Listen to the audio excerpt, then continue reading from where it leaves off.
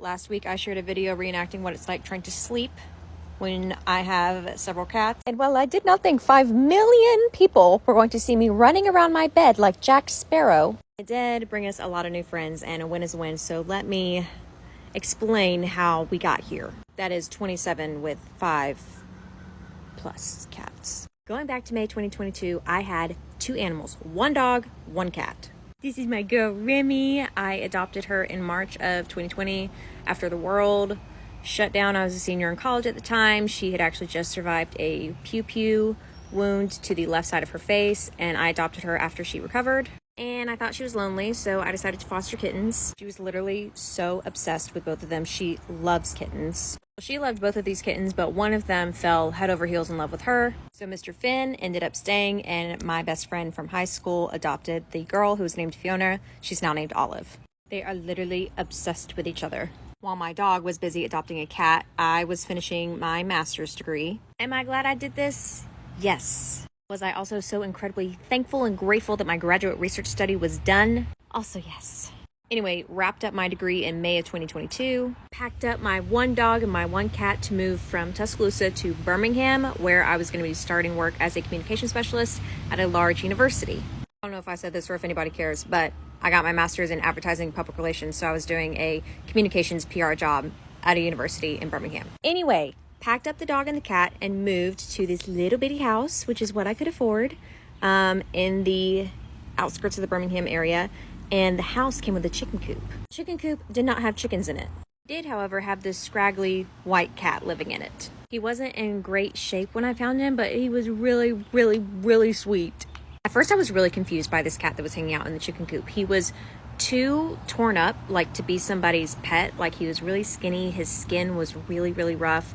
But he also was way too friendly to be like a stray or feral. Well, I talked to the neighbors who were all very nice, and I was living in a rental, and they said that the previous renters of the house, it was their cat. And when they moved, they did not take him with them. When I say I was mortified, he was literally so sweet. I did not understand how anybody could leave such a sweet little guy behind. I truly thought maybe it's a mistake, maybe they're coming back for him, and sometimes outdoor cats don't transition well to new spaces. Oh no. Then come to find out from one of the neighbors that from the time that they moved out to the time that I moved in, they had been coming back to the house to get their mail. And every time they would come to the house, the cat would run up the driveway to the car and they would drive off without him. And he would wander back down to the chicken coop. I said it with my chest in, and I'll say it with my chest now. I hope their AC goes out this summer. Hope every side of their pillow is hot. I hope their phone charger only works at certain angles.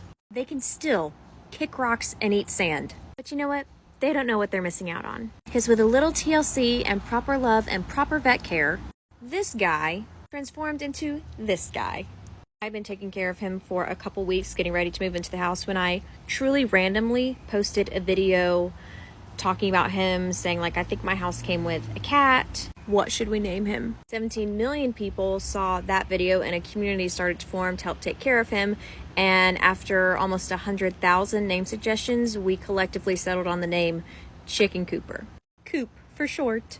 At that point, things were relatively still in control.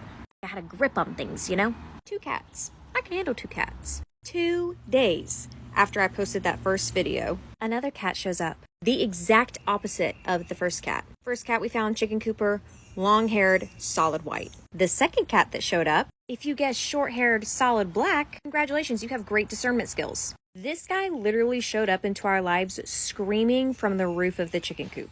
While I was able to learn a lot about the first cat, the long-haired white cat, Coop, from the neighbors, not many neighbors knew much about this short-haired black cat. I ended up printing flyers and putting them all over the neighborhood, asking for information about this cat. But I mean, when I say he had no identifying markings, nothing. The only thing that could help identify him was he was wearing an old dog collar. Very ratty red dog collar. Not a breakaway collar, a dog collar. Something else that I should mention. Neither of these cats are fixed. They are both clearly adult males who are not necessarily friends with each other.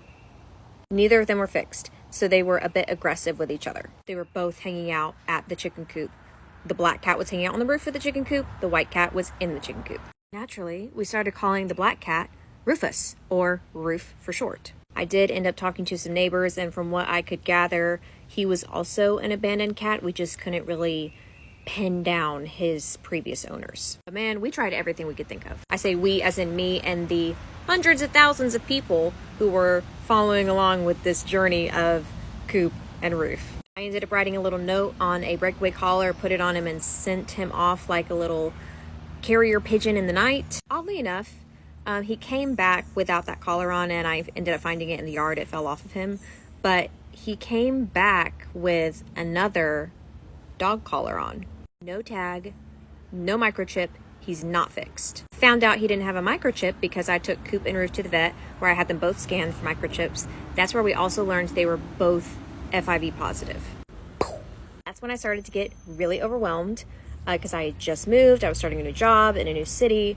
I had one dog and one cat, and now I had two new cats who not only already needed a good bit of vet care, but it was just uncertain what they were going to need in the future. I had already determined at that point that I was taking these guys in, with the help of the Coop Kitty community, of course. So again, neither are microchipped, neither are fixed. I actually did get a DM from somebody who knew Coop's previous owner. They DM'd me on Instagram after they saw my video, and they had pictures of Coop, and they said, "This is not the first time that blank has abandoned him. He's better off with you." Your Honor, what? Not the first time? My choice words for them still stand. Anyway, confirmation, he's abandoned.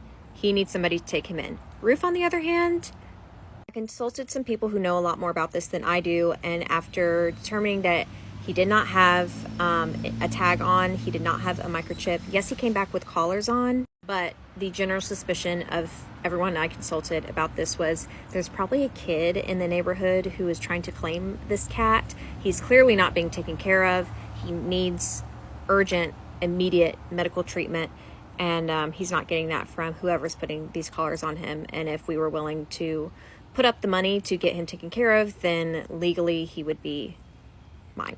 Anyway, 2 cats became 3 cats. The story's getting kind of long, so I'm going to speed it up. Remember how I said neither Coop nor Roof was fixed when I found them? Yeah, because 2 weeks later, I found feral kittens living under my shed. Actually, about 2 weeks prior to that, I had rescued a kitten from some of my neighbor's dogs, and the neighbor's dogs had actually gotten to one of the kittens before I got this kitten off of a tree. And I suspect that the kitten that the dogs got to before I could get to it, the kitten on the tree and the 2 kittens under the shed were all litter mates. The kitten I found on the tree went to actually the sister of my best friend, who took the sister of my first foster kitten. I should have gotten a whiteboard to explain all this. I'm so sorry. I brought those 2 kittens inside and worked on socializing them. They were so spicy and feral. I do not have a lot of pictures of them, but someone did take a screenshot of a live that I did with them. Excuse my face. This is literally one of the only pictures I have holding both of them when they were that little. We ended up calling these guys the Mini Coopers because I'm pretty sure Coop is the father.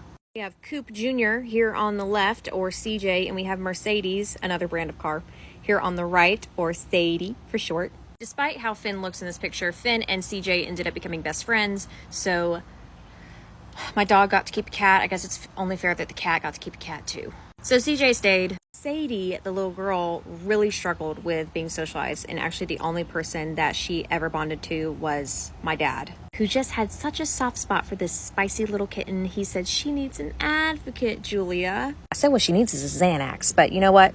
Pop off. But it ended up working out perfectly. My dad and mom ended up adopting Sadie, and Sadie to this day is glued to my dad. All of that happened in like the first month of moving to my new house and starting a new job in a new city. For the next 2 years, there were no new acquisitions. I was laid off from my full-time job at the university at the end of 2022. Budget cuts. I was the last one hired, so I was the first one out. Just love that. But you know what?